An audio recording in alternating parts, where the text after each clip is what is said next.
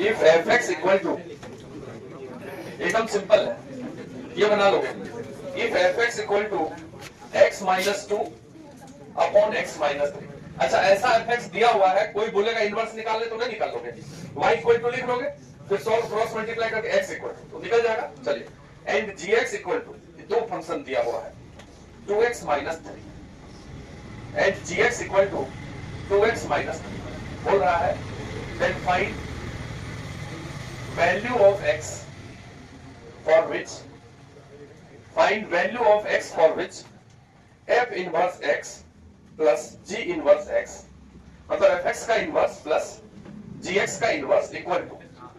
पहले fx का inverse निकालेंगे फिर gx का इनवर्स निकालेंगे और दोनों को जोड़ के 13/2 इज इक्वल टू 13/2। देखो एकदम सिंपल है, दो फंक्शन है, दोनों का इनवर्स निकाल के जोड़ के 13/2 करके क्रॉस सॉल्व करके x निकालना, निकालिए तो पहले दोनों का इनवर्स निकाल लो तुम, एक बार तुम बनाओ तो सीधा fx से f इनवर्स x पे जाना है। तो कोई भी बच्चा अगर fx इक्वल टू लिखा हुआ है तो fx को y मान लो, और यहां से इसको कुछ नहीं जानते हैं तो इसे क्रॉस मल्टीप्लाई करिए और x इक्वल टू निकाल दो, वही इनवर्स हो जाएगा। y बराबर है, हमको x बराबर निकालना है, मतलब इनवर्स किसको बोलते हैं कि x से हम y बनाते हैं तो ये फंक्शन हुआ, और अगर y से x बनाने लगे तो उसका इनवर्स फंक्शन होता है। इसीलिए इसको सॉल्व कीजिए और x इक्वल टू निकाल के पहले बताओ क्या आएगा, सीधा क्रॉस मल्टीप्लाई करो, सभी x वाले को एक तरफ करो तभी ना x निकलेगा, उसको क्रॉस मल्टीप्लाई करके हम सभी x को LHS में ले लो और बाकी सबको RHS में। यहां से इसको क्रॉस मल्टीप्लाई यदि करेंगे ये हो जाएगा xy minus 3y is equal to x minus 2। x वाला यहां है तो इस x को इधर उठा लाइए तो xy माइनस x, 3y को उधर कर लेंगे,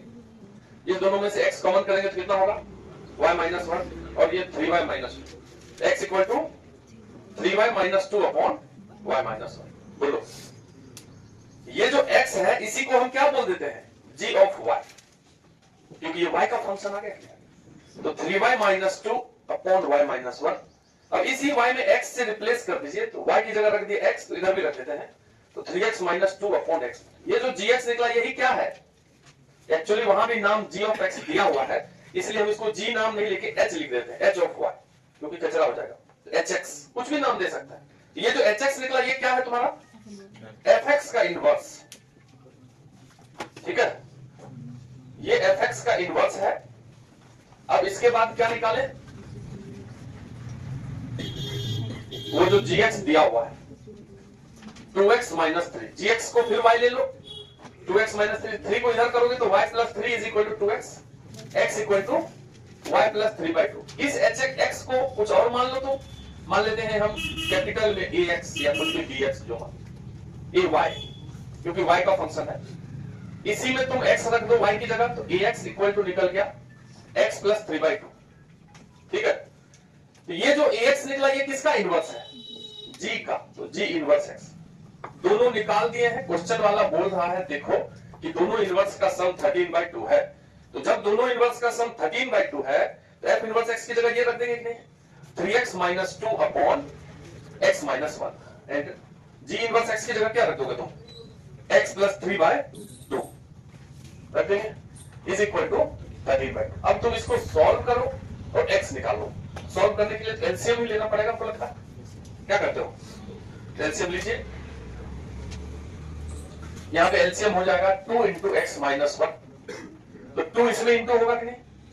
तो 6x माइनस 4, और ये दोनों इंटू होगा, x इंटू एक्स स्क्वायर देखना, फिर प्लस 3x, फिर माइनस x, आराम से इंटू कर देते, 3 इंटू माइनस 1 तो माइनस 3 इज इक्वल टू 13/2। कोई दिक्कत है, अच्छा ये 2 नीचे भी है और ये 2 कट गया, अब इसको नीचे से उधर कर लेंगे तो ये हो गया x स्क्वायर सबसे बड़ा पावर है, x वाले को देखो 6x plus 3x 9x minus 8x, और ये माइनस 3 और माइनस 4 माइनस 7 इक्वल टू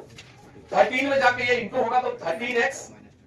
और माइनस 1 इंटू 13 माइनस 9, सबको एक तरफ करते हैं, तो x स्क्वायर 8x में से वो 13x घटेगा कितना होगा 5x माइनस 1, और ये माइनस 7 उधर से आएगा प्लस 13 कितना हो जाएगा 6,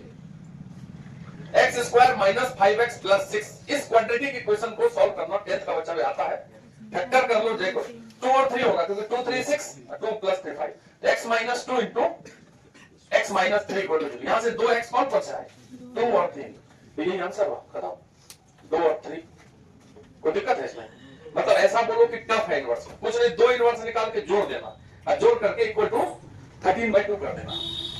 और फिर कैलकुलेट करते गए तो x निकल गया।